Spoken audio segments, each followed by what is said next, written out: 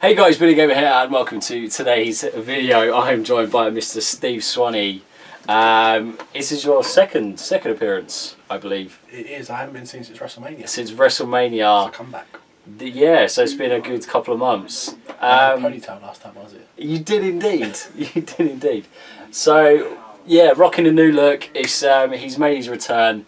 So yeah, let's get to it. Basically, we're here for Steve's top 3 favourite matches, wrestling matches of all time. It doesn't have to be WWE, it could be any kind of brand. And then yeah, obviously depending on how long we're talking for, we'll have some kind of special mentions. So yeah, Steve, camera's yours, buddy. Let's do it. So this was really hard. Trying to choose 3. So I'm cheating slightly, as I mentioned beforehand. That's fine, no problem. I couldn't pick a definitive third place, so my third place is going to be a joint for 2 matches. That's fine. No, I mean, you don't have to do them in any particular order. Just we go 3, 2, 1. I do the joint third place, second first place. It's your video, mate. You can do whatever the fuck you want. Cool. Well, within reason. Yeah. Okay. So third place. I couldn't pick out of these 2, so they're joint for the bronze medal. First one was Triple H versus Shawn Michaels, SummerSlam 2002. Yeah, that was his HBK's comeback match. First match back then, yeah. Been out for 4 years. You had kind of the big build-up beforehand where they teased the DX reunion. Yep. Triple H turned on Michaels. Yeah. You had the whole thing, Michaels being put for a car and Triple H trying to find out who it was. Turns out it was Triple H all along. Shenanigans. At that point, you didn't know that Michaels was going to be making a comeback. As far as everyone knew, he was retired. That was it. Yeah. And just the build for that was great enough on its own. But the match itself was brilliant.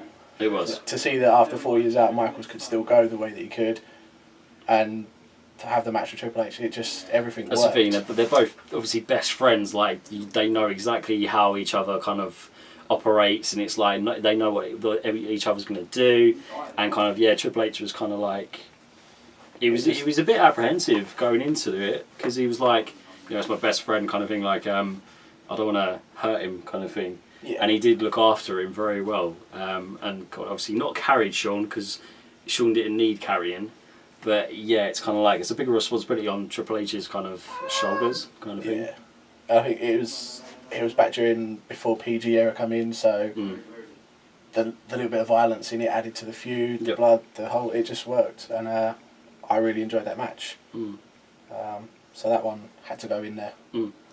Definitely, yeah, it is a very, very good match. It was. And my second choice for my joint third place also had Triple H in it. It was a random one. It was from a Raw, so it wasn't a pay-per-view match. It wasn't a big event match. It was the first time we got Cactus Jack in the WWE. So it was, I think it was Raw sometime in '97. It was just after the '97 King of the Ring. And Triple H had been feuding with Mankind for a while. They've been going back and forward. And I think if I remember, they cut some promo thing. It was Dude Love hosting the Love Shack, and he was interviewing Mankind. Gary's at a shop, just nodding. This is me trying to go back 20 odd years of wrestling. I remember that one. And Dude Love's doing the Love Shack, and he's interviewing Mankind. And Triple H and Chyna are in the ring, and it's like, Mankind doesn't want anything more to do with Triple H. Maybe Dude Love should go out. No, Dude Love doesn't want anything to do. But they know a guy who could. And that was the first introduction of Cactus Jack you had in WWE. And they had a hardcore match on Raw. It was a really cool match. You had the spot with the pile driver through the table on the stage. And it was good to get Mick Foley's third hardcore ego in the WWE. And that was... yeah.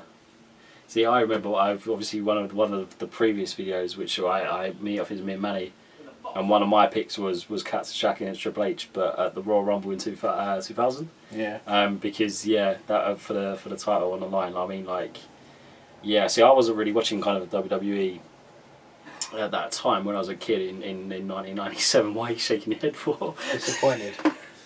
So what was I in 97? I was 12, 13 in 97. So I just started to get back into it again. I lost it in the early 90s after like Hulk Hogan and everyone jumped ship to WCW, traitorous bastards. And then I started to pick it up again in about 97. It was around the time, that sort of time, and the whole Montreal Screwjob thing. That was when I got back into it again. Yeah, see, at that time, 97, I was 8 years old. And my first wrestling I ever makes me feel watched. Sorry, dude. It's fine. I am old. No, you're not. So yeah, the first ever kind of wrestling I ever watched was WCW on Channel 5. They used to show it on a Friday night. Yeah, I remember that. Yeah, and that's how I first kind of saw wrestling, and I loved it. And then it weren't until my uncle got kind of cable, and then I started watching obviously Raw and SmackDown highlights on kind of when they showed them on Sky One.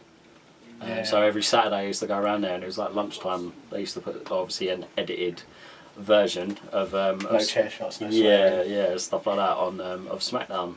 You get that horrible freeze frame moment. Someone swings a chair and the camera goes. Or you pan to the audience and you just hear the sound. And then you pan back and the guy's laid out on the floor. You're like, what the fuck happened? But yeah. Okay, awesome. Pardon me. Let's do that again. Edit, the magic of editing. And cut. So yeah, final matchup. What have you got? So that was my 2 third places. So I've still got my second and my first. Oh, it's sorry, dude. Yeah. Who did I have a second? I'm stealing the spotlight here. I do apologise. Nothing new. Second place. My mind's gone completely blank now. So I had the Triangle Ladder match at WrestleMania 16. Hardy's, Dudley's, Edge and Christian. So that was the match that would go on to give birth to TLC. And that turned into its whole little thing now where we get the crappy pay-per-view once a year. But yeah, that first ladder match, it was some of the crazy stuff in it. They were doing stuff that at the time you hadn't seen before. Jeff Hardy doing a swanton from a 25-foot ladder hadn't ever been seen before. And you look at it and you think, how the hell is he not dead? I know, it's crazy. It is mental. So when I was looking, I couldn't pick between the TLC matches themselves because they were all great. They all had the high spots. Yeah. So I had to go with the match that launched it, and those 3 teams. That's a fair point. That makes sense. And yes, it's the 3 teams that kind of made it famous, kind of thing. Yeah. And even though it was a kind of build as a ladder match, they obviously didn't incorporate the other 2 components. Obviously with the chairs and the tables. And then it was the first time they'd done a tag team ladder match, let alone a triple threat tag team ladder match. Yeah. And it was so much stuff. It was just, at the time, it was just so innovative, and it was like you haven't seen it before, kind of thing. That's the thing, is you go back to it and watch it year 2000, you'd seen nothing like that before. You hadn't seen the stuff that Edge and Christian Hardy's, the high flying stuff they were doing. Dudley Boys brought the ECW hardcore bit into it. Yeah. And yeah, it just went together really kind of nicely. And it still holds up now. Yeah. If you go back and watch it on the WWE network, which, as I'm told, you can get for the low price of $9.99 per month, subscription basis. Vince McMahon, Triple H, if you ever watching this video and your buy rate suddenly spike, you're welcome, guys. You know where to find me. Bearded Gamer knows where to find me for my dollar. Keep me in mind. Shameless plug. Yeah, that was a shameless plug. I'll get one in there. If you ever need merchandise or anything being, shamelessly shilled over the internet, I will work very, very cheap. Just hit me up. Steve's just turned this night into an audition fucking video. Why not, man? I go get paid. It's Christmas, I got presents to buy. Casting couch. Why not? No, not the dirty version, no. Yeah, no, not that one. Nah. No. Okay, moving on swiftly. Okay. Edit, cut. Leave that one there. Okay, my number 1 choice. Shawn Michaels, Undertaker, WrestleMania 25. Got the seal of approval there. That's in my one, that's why. The whole match, everything surrounding it. So you got WrestleMania, it's WWE's grand event, biggest event of them all, 25-year anniversary. 2 of the biggest superstars ever in the WWE. Even though technically it's not the 25th anniversary, because that would be 26. But anyway. Either way. WrestleMania 25. Technically, yeah. We worry about the technicalities. Yeah, it's WWE. Fucking up. Michaels and Taker, 2 of the biggest names in the history of the company, the history of WrestleMania. And they put on a match. It was just brilliant. The false finishes, just everything worked. Apart from Sim Snooker, who didn't work. And after he nearly dropped the Undertaker on his head, never worked again. Never worked again, yeah. Sim, you had one job, man. One job. Stand still and catch the Undertaker. You couldn't even do that. Oh, Michaels mate. and Undertaker had to tell a story for 40 minutes, had to keep 50, 60,000 people interested in what they were doing. Sim Snooker had to stand still and watch while the Undertaker landed on him. And he couldn't even do Like that I can see it now, like as Taker dropped and you heard that crunch and I thought it was Taker's neck. That was... But it was obviously, I think it was a bit of the camera broke off as he dropped it and then it landed on the camera. And I was just like, oh man, like he's fucked, that's it, he's done, he's dead, kind of thing. But the fact that he got up, I'm still surprised about. If it hadn't been WrestleMania, it hadn't been The Undertaker, someone else might not have got up. But they had that match to put on. yeah, it was just so good. It was like...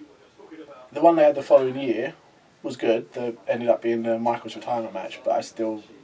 The first one, WrestleMania 25, Definitely. that was the one. Definitely. It was so good. Like that kind of... That card as well was pretty kind of decent as well at 25 because you had the Hardy Boys facing off against each other. You had Matt had done his little heel turn. you had obviously Triple H against Orton, where Triple H kind of that rivalry as well, and like the build up to that where The whole thing with the McMahons didn't he? That was when he had It was these just- mental things. Like It was just taking them out, taking them out one at a RKO time. Stephanie. And obviously Triple H, invaded. IED. Intermittent explosive disorder. Absolute load of bollocks. So yeah, It's funny though. so like Triple H is like invading Randy Orton's home and all that bollocks. Yeah, I remember that. And then he throws him through the front window out onto the grass and then yeah. goes out and starts beating him up on the front lawn. I Yeah, remember and that. then he gets arrested.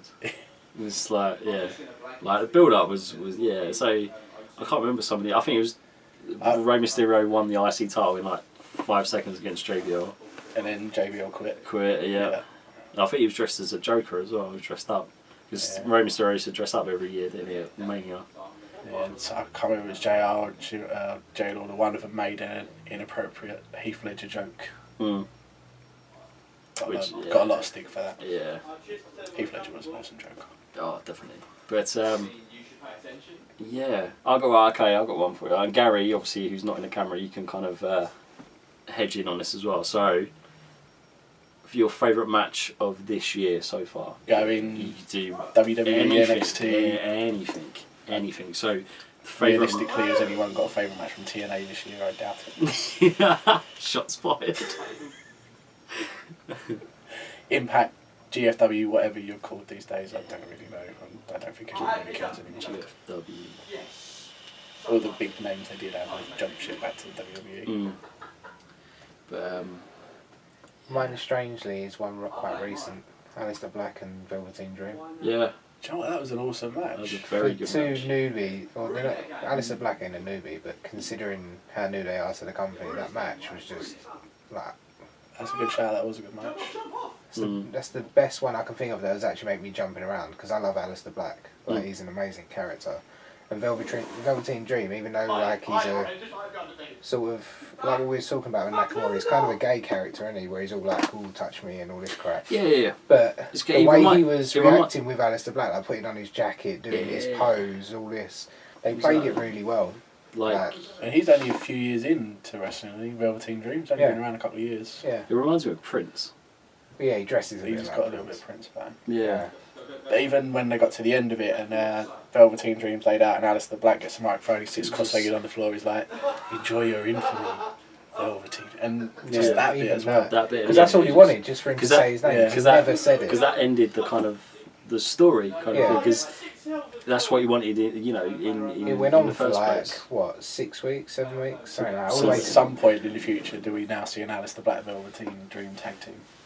Now they've had their big match and accepted each other. I just want Aleister Black to stay undefeated for a while. Because there's not really anyone in NXT that's good enough to beat him, except maybe Drew. But then there's Cien Almas, who's like... But obviously only John McIntyre's now injured. Yeah, he's in. Only because he got injured, he was the winner. Because they literally changed it last minute. Oh yeah, they might have done it on the spot. They've Yeah, done it on the flight. There's a didn't video online where you see the doctor pull up the cross side on the outside, they? Yeah. and then straight away, like, you can tell them all talking, and then they just pinned and just went for it. Yeah, because that finish, it was so like. Random. Yeah. And it Because was, the finish off the top rope weren't even that good.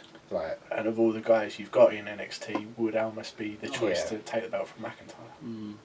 Yeah, that's what I mean. So it's not exactly the best pick. Don't get me wrong, the match was good until that point when it was just. To me, I thought it was a botch move. To be fair, because it looked really bad. It did, yeah. It looked. And It then looked all of a sudden, yeah. he pinned him, and he was like, "That's not even his finisher." So it don't even make sense. So you knew something was wrong straight away, considering you can see the pain in McIntyre's face when you're sitting there like. Does McIntyre come back after injury to NXT, or do they put him on the main roster? I'd say NXT, because half of the people in NXT would go up get fucked over by Vince. And considering he didn't he was Vince's hand-picked boy, but he flopped the first time around. But now he's a big, sweaty, muscly man that Vince loves. He's probably going to be like SmackDown champion in about. He went away to TNA, hit puberty, and came back. Vince was his ideal wrestler. Yeah. One of my favourite matches from this year was Cena AJ Styles at the Rumble. When AJ dropped the title to Cena. Even though Cena equalled the man. Yeah, I thought that was such a good match. I'm disappointed about that. Yeah, same here. Like I didn't want. Don't get me wrong, Ric Flair's like boring now with his whole Charlotte crying crap, but I didn't want anyone to ever beat Flair's record. It just seems he's equalled it. He hasn't beaten it. Yeah, I know, but you know he's going to. At some point before Cena retires, they're going to put the belt on him one more time. You so know he he's can going be out front as the greatest. You know he's going to, because they've made Nikki the longest reigning women's champ now. There was a few people that could have beat it at the time. Like you had Edge was on 11 or 12, Orton's on 11 or 12, Triple H on 14. Yep. I thought at one point Triple H would probably beat it just because his ego. He could. Yeah. And he's the boss, so if he wants the belt, he can have the belt. Yeah, he's got to feed his ego as well, hasn't he? So. But then his last run was in a desperate attempt to put over Reigns. It still didn't work. Yeah. Yeah. Now they're trying to shield taking the belt away from Reigns in the whole Rumble thing, and then putting him against Triple H at WrestleMania, and they still booed him out of the building. Yeah, they tried the Bryan technique, weren't it? Where they had everyone feeling for Bryan because it was like, oh, poor sod. And then. Yeah, but that's because like that worked with Daniel Bryan. It's because he had that face that you feel so bad but for the Daniel Bryan angle, that was a slow burn. Like they were fucking him over for months. That went from SummerSlam the year before when Cena was injured and he dropped the belt to Daniel Bryan, and then you had the whole Triple H was the referee and the cash in and screwing. And then it ran from SummerSlam all the way through to Mania the next year before he finally got the belt. Yeah, and some people were saying they thought it was just backstage heat, weren't it? But it was actually. No, like Daniel, because they were saying to Daniel Bryan, they were like, no, like, you know, we need to kind of put you over, blah blah blah, kind of thing. Like, and he's like, Daniel Bryan was like, said to him, like, no, you need to keep beating the shit out of me. Yeah. Like every week, blah blah blah, and keep going and keep going and keep going. To that point where the fans are like, yeah, they're never going to put a belt on him. Yeah. And then it's that big payoff at Mania, and that was awesome. Like I was, That's the thing. When WWE actually listen to their stars, it works well. Like when they've listened to Rock, CM Punk, stuff like that. When they actually listen to their talent, it actually works because they know what they want to think. Because half of them have been fans in the past, like when they were kids, so they know what they want to see. They know. When they do it their own way, it doesn't work out so well. It's like this. Oh, go out and say this, please. Trying to spoon feed you Roman. And it's just not working. Yeah, that's the thing. That it was the Daniel Bryan thing was organic, whereas the Roman Reigns thing, it's forced. Yeah, and it's kind of like the Vince McMahon's trying to shove him down our throats, and it's like actually. The Daniel Bryan, it was a little bit like Jeff Hardy in the late 2000s when he'd come back after he'd been away for TNA or whatever. He'd come back after 3 years. He'd won the IC title a couple of times. Then he had a couple of drug suspensions. And he'd sort of been in and around the title picture for a little while. He lost to Orton at the Rumble. He was going to be in Money in the Bank until he got suspended again and missed WrestleMania that year. And it was always, he was nearly there, but was he ever going to get it? And when he finally won it, it was the Triple Threat Armageddon. It was him, Triple H and Edge. That was a great match. Yeah, because I'm that stupid. And that was the payoff. After all that time was actually Jeff Hardy finally got the belt when everyone had almost given up. He was never going to get it. That's one bomb on top of Edge and Triple H. He's just rolled. Was that when CM Punk cashed in? No, that was. Was that because that was a ladder match. Yeah, that was Edge. Jeff. That was for the World Heavyweight title. Is that when Hardy retained? Yeah, I think he trapped Edge halfway down the ladder or something, and he won the belt, and straight away CM Punk comes out, cashes in. Yeah, and Jeff literally flopped off the ladder as he was coming down the ramp. So I remember watching that around your ass. Yeah, and he played like the whole knackered type thing. He literally just collapsed, tried to get up, and then he did kick out. He kicked out one GTS, they and thought he picked him up, gave him the second GTS and pinned him. Yeah, Yeah, I actually thought Jeff was going to keep it. I remember that watching that around yours because you like downloaded it off of some website. This was way legally. Legally. Yeah. It was a long time ago. Very long time ago. Yeah, you can't catch me now, Pete. Whereas the network wasn't around then. Yeah. Kind of thing. So, but yeah, I remember us two going ape shit because of Punk. Because I was a Punk fan. The whole I way. wasn't at that point. I didn't really know him because I know him from Ring of Honor. I was more kind of Jeff Hardy. I was really torn on that one because I was a Jeff Hardy fan from all these years before, but then I was also a bit of a CM Punk fan as well. So I was conflicted having Punk come in, cash in on Jeff Hardy, and then they built their big feud around CM Punk being straight edge and Jeff Hardy being suspended every couple of weeks for drunks. And That promos, that exchange was yeah. So The only good. annoying thing with that was they tried to do it again with Jericho and Punk, where he tried to get Punk to drink. Yeah. so he's feeding him the Jack Daniels and then he slips on it, goes flying. Yeah, it was like you're just redoing the whole thing again. I just thought with Jeff Hardy all over again. But instead of Punk being the self-righteous one, it was Jericho trying to get him to drink. So it was like the heel side of it that time, where Punk was trying to be the good guy, trying to save Jeff Hardy and all that crap. So they kind of flipped it, but it just annoyed me. Yeah. Jericho. Did anyone have Jericho matches in their top three? No. Because when I was going through I was quite surprised I couldn't find a match where Jericho would fit into my top three.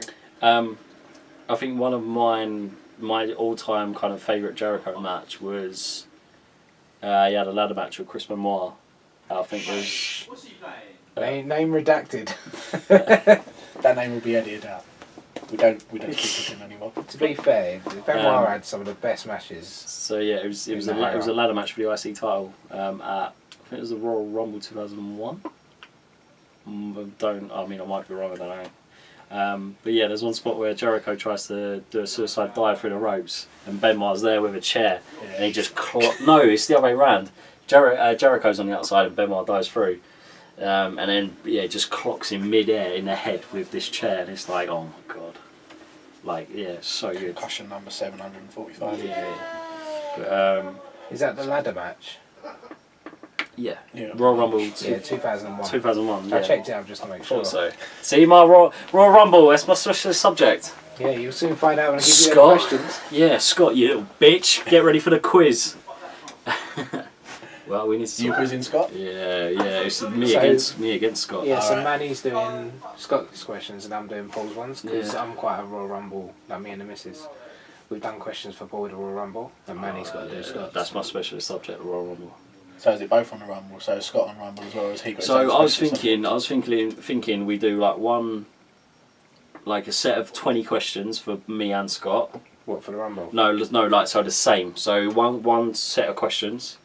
I answer them, Scott answers them. subject. See who gets the most right. And then it's got it's round 2, and then you got specialist subjects, and then obviously we have to have the same amount of kind of. So it's like you're doing the mastermind for WWE. So Basically. you Not the want crap BBC Two version so where the you fir- don't know any answers. So the first Yeah. bit is general questions. But And it's then the you same want- set for me and Scott. Yeah, so like I'd ask the question, then you both say the answer, and then I say the answer. yeah, basically kind Right. of thing.